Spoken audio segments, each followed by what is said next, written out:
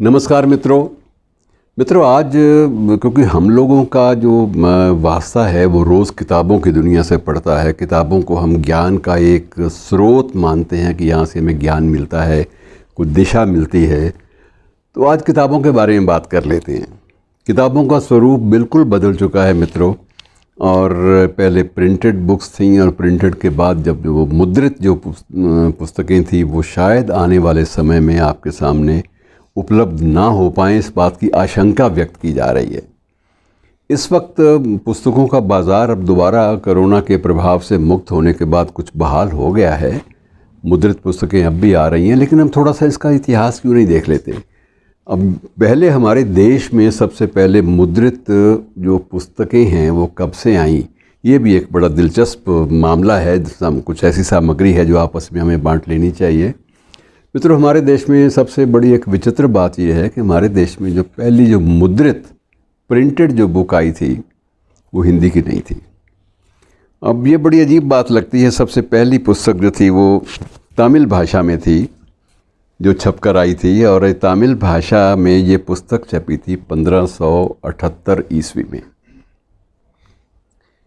और ये मानकर चलिए कि तमिल यद्यपि एक क्लासिकल लैंग्वेज के रूप में, एक शास्त्रीय भाषा के रूप में उसको मान्यता प्राप्त है, लेकिन उसके बावजूद ऐसा नहीं है कि वो पूरे देश में उसका साम्राज्य है। ऐसा नहीं है जैसे हिंदी का है या संस्कृत का कभी था जैसे, और उसके बाद उर्दू का बीच में रहा है। लेकिन तमिल एक क्षेत्र विशेष की, दक्षिण भारत की एक भाषा थी, लेकिन उसके बावजूद वहाँ पर मुद्रण का जो सबसे पहला प्रयोग वो एक पुस्तक के रूप में हुआ। और ये पहली पुस्तक जो थी ये 1578 में छपी थी, और ये गोवा में था एक प्रकाशक, उसने छापी थी। और उसके बाद धीरे धीरे सिलसिला शुरू हुआ, दूसरे स्थान पर बंगला भाषा आ गई। तो बंगला भाषा में जो साहित्य था वो 1778 में बंगला भाषा में पहली पुस्तक आई, और हिंदी का नंबर तीसरे पर आता है। सबसे पहले एक व्याकरण की पुस्तक जो है वो छपी थी, और वो 1796 में पहली बार मुद्रण के द्वारा मुद्रित रूप में, प्रिंटेड रूप में हमारे सामने आई थी। और उसके बाद ये सिलसिला मलयालम, उड़िया, तेलुगु वगैरह अन्य भाषाओं से होता रहा। लेकिन कुछ एक जानकारियाँ आपस में थोड़ी सी और बांट लेते हैं मित्रों कि हिंदी में पहला छपने वाला उपन्यास कौन सा था। ये भी एक शोध का और चर्चा का विषय हो सकता है। शोध करने वाले शोध करते रहेंगे, हम लोग आपस में थोड़ी जानकारी जो है बांट लेते हैं। मित्रों, हिंदी में पहला उपन्यास जो था वो भाग्यवती, श्रद्धाराम फिलौरी वही ओम जय जगदीश हरे वाले, तो उन्होंने एक उपन्यास लिखा था भाग्यवती। उसे हिंदी में पहला मुद्रित उपन्यास माना जाता है।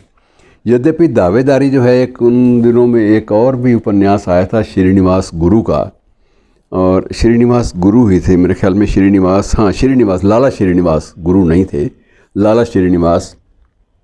उनके उपन्यास का नाम था परीक्षा गुरु, और परीक्षा गुरु उपन्यास बिल्कुल समकालीन श्रद्धाराम फिलौरी के साथ साथ चलता है। तो मित्रों, ये किताबों की दुनिया कितनी ज़्यादा आगे बढ़ गई है। और इस वक्त हमारे देश में कहा यह जाता है कि 800 करोड़ से भी ज़्यादा व्यवसाय मंदी के दिनों में पुस्तकों का अभी भी चल रहा है। और सबसे बड़ा प्रकाशक अगर आपसे पूछा जाए कौन है, तो आपके सामने नाम आएगा गीता प्रेस गोरखपुर का, कि सबसे बड़ा प्रकाशक सिर्फ भारत में नहीं, सिर्फ हिंदी में नहीं, बल्कि समूचे विश्व में ये माना जाता है कि जितनी पुस्तकें उन्होंने छापी, उस प्रकाशन ने, संस्थान ने, उतनी पुस्तकें विश्व में सिवाय एक बाइबल के किसी और पुस्तक प्रकाशक ने नहीं प्रकाशित की। ये एक उनका कीर्तिमान है, रिकॉर्ड है। और किताबें मित्रों अब धीरे धीरे प्रिंटेड, आशंका व्यक्त की जा रही है कि छपी हुई पुस्तकें धीरे धीरे गायब होती जाएंगी। अब उनका स्थान ई पुस्तकें ले जाएंगी, ई बुक्स ले जाएंगी। और ई बुक्स का जो चलन है वो आरंभ हो चुका है। नई पीढ़ी किंडल के माध्यम से वहाँ उनको ढेरों पुस्तकें अवेलेबल हैं और निःशुल्क। एक बार आपने जियो का या किसी भी कंपनी का, आपने BSNL का, किसी भी कंपनी का आपने कनेक्शन लिया, कनेक्शन लेने के बाद आपने अपने लैपटॉप से या छोटे मोटे किसी और अपने अपरेटस से, किसी और छोटे मोटे उपकरण से जिनमें बहुत सारी चीज़ें हैं, आजकल तो आ गई छोटे छोटे, एप्पल के भी आ गए हैं, तो ये टैबलेट फॉर्म में आ गए हैं। तो ये टैबलेट के माध्यम से, उसके लैपटॉप के माध्यम से और कंप्यूटर के माध्यम से अब यह है कि हज़ारों की संख्या में किताबें हमें उपलब्ध हैं।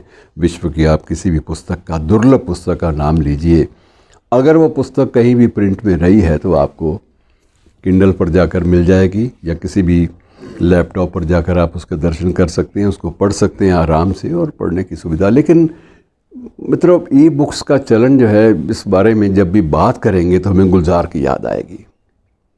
और गुलजार की कविता के बिना, किताबों के बारे में जो कविता है उसको जब तक पूरा ना पढ़ा जाए, उसके बिना बात, किताबों पर चर्चा हो ही नहीं सकती। तो इकबाल अपने गुलजार साहब ने एक नज़म लिखी थी मित्रों, बड़ी चर्चित रही, किताबें झांकती हैं बंद अलमारी के शीशों से। किताबें झांकती हैं बंद अलमारी के शीशों से, बड़ी हसरत से तकती हैं, बड़ी हसरत से तकती हैं। महीनों अब मुलाकातें नहीं होती, महीनों अब मुलाकातें नहीं होती, जो शामें उनकी सोहबत में कटा करती थी जब अक्सर, जो शामें उनकी सोहबत में कटा करती थी, अब अक्सर गुज़र जाती हैं कंप्यूटर के पर्दों पर, गुज़र जाती हैं कंप्यूटर के पर्दों पर। और इसी सिलसिले में थोड़ा सा और आगे बढ़ते हैं। बड़ी बेचैन रहती हैं किताबें, बड़ी बेचैन रहती हैं किताबें, उन्हें अब नींद में चलने की आदत हो गई है। बड़ी हसरत से तकती हैं, जो कदरें वो सुनाती थी कि जिनके सेल कभी मरते नहीं थे, वो कदरें अब नज़र आती नहीं घर में, वो कदरें अब नज़र आती नहीं घर में। जो रिश्ते वो सुनाती थी वो सारे उधड़े उधड़े हैं, जो रिश्ते वो सुनाती थीं वो सारे उधड़े उधड़े हैं। बिना पत्तों के सूखे तुंड लगते हैं वो सब अल्फाज, कोई सफ़ा पलटता हूँ तो एक सिसकी निकलती है, कोई सफ़ा पलटता हूँ तो एक सिसकी निकलती है। कई लफ्ज़ों के मानी गिर पड़े हैं, कई लफ्ज़ों के मानी गिर पड़े हैं, और बिना पत्तों के सूखे तुंड लगते हैं अब सब अल्फाज, और जिन पर अब कोई मानी नहीं उगते, जिन पर अब कोई मानी नहीं उगते। बहुत सी इस्तिलाहें हैं, बहुत सी इस्तिलाहें हैं जो मिट्टी के सकोरों की तरह बिखरी पड़ी हैं, जो मिट्टी के सकोरों की तरह बिखरी पड़ी हैं।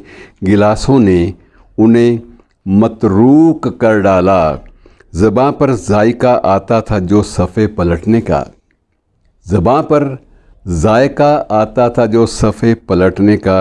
अब उंगली क्लिक करने से बस एक झपकी गुज़रती है, और बहुत कुछ इस तरह तह बतह खुलता चला जाता है पर्दे पर।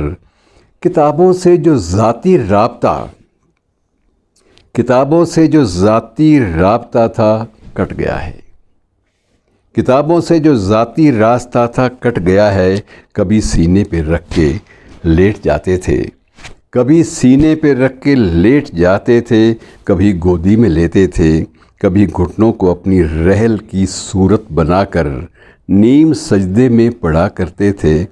छूते थे ज़बी से, और वो सारा इल्म तो मिलता रहेगा आइंदा भी, वो सारा इल्म तो मिलता रहेगा आइंदा भी। मगर वो जो किताबों में मिला करते थे सूखे फूल,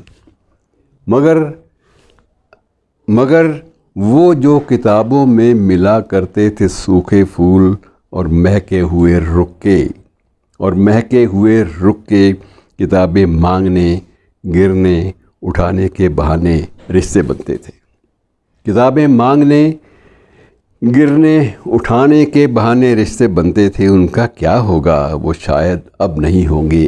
किताबें झांकती हैं बंद अलमारी के शीशों से। और ये नज़्म मित्रों काफ़ी हद तक आगे चली जाती है, कुछ और भी इन्होंने बाद में गुलजार साहब ने इसमें एडिशन की, लेकिन चीज़ें बदल गई हैं।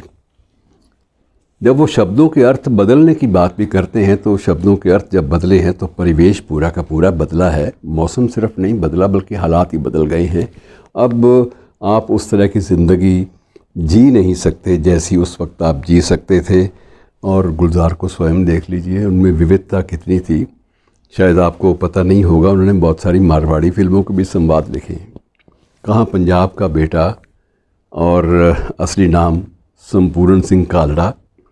संपूर्ण सिंह कालड़ा के ने जब गुलजार का रूप लिया तो उसके बाद इतना कैनवस फैलता गया उस शख्स का कि उस शख्स ने खड़ी बोली, मारवाड़ी और बाद में एक हरियाणवी वृत्त चित्र के लिए भी संवाद लिखे।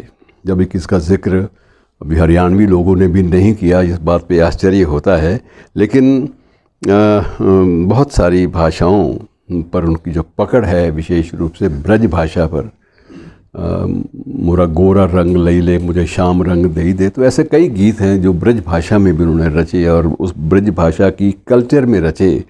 वो भी एक अमर स्वरूप रखते हैं, अमर स्टेटस रखते हैं।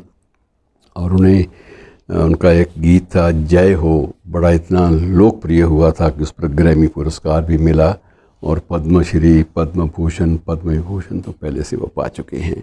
तो मित्रों, किताबों की कहने का मतलब ये है कि किताबों से जो लोग प्यार करते हैं, जो लोग किताबों के माध्यम से ज़िंदगी की दिशा तय करने में यकीन रखते हैं, उनके लिए खुला संसार है, आज भी कायम है। लेकिन तरीके बदल गए हैं। बहुत सारी चीज़ें जो हम बड़े मनन के बाद और बड़े एक प्रामाणिक सोच के बाद जब हम लिखा करते थे, वो अब नहीं रहे। अब बहुत सारी चीज़ें जो हैं वो केवल मात्र अब एक अभ्यास, एक एक्सरसाइज उस तरीके से हमारे सामने आती हैं। मित्रों, फिर भी इनसे प्यार करते रहिए, इंतज़ार कीजिए, शायद हो सकता है आने वाले वक्त में वही पुराने दिन फिर लौट आएँ और वही पुस्तक गिराने उठाने के सिलसिले से जो ताल्लुकात बना करते थे वो फिर से बहाल हो जाएं। धन्यवाद दोस्तों।